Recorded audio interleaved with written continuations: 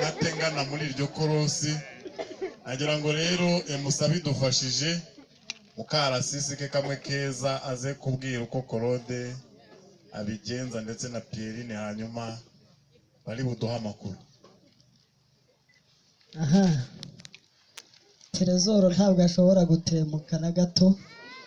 Ndaza gusaba rero ubwo umubyeyi yabyemeye, Terezo fata ukomeze cyo ngaho mwigira imbere, Claude nawe aze kwibwiriza.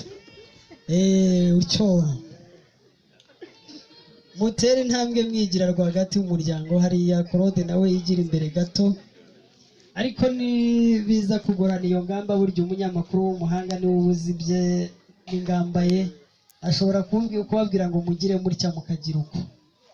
Terezoro yakomeje, Claude nawe rero aritegereza cyane, ndabona mureba irikomeye yanze kumureba iryoroshye. Ntacyo iryoroshye uzarebe Pierine, Terezoro umwihorere.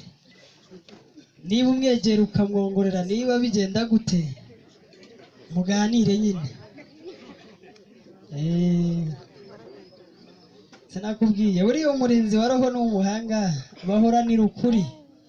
Aricyo aramubwiye ati ngaho ukunda upfumbate, uriya uko biri kose ntabwo ari yayindi isa n'irindazi. Amashyi menshi cyane rero. Terezoro yiboneye inka n'igaju nziza, ariko ntabwo turi buvuge ngo irasa n'irindazi.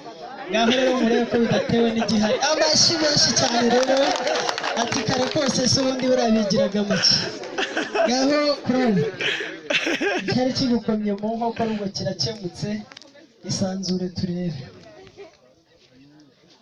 Ati mfashe utya nta nkoni imbere y'umugore. Amashyi menshi cyane.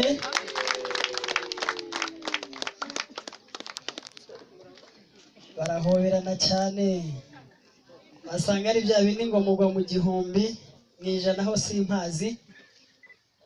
Hanyuma ndimo ndabona agenda akabakaba igihuru akijaganyura, agize ati burya igihuru gicumbikiye zahabu kiruta umuturirwa. Amashyi menshi cyane rero.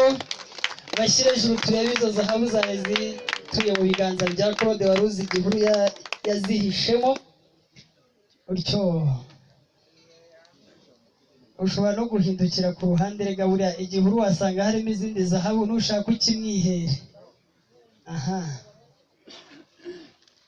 yo urabona ko ari uturabo twiza twiroza rwose. Ubwo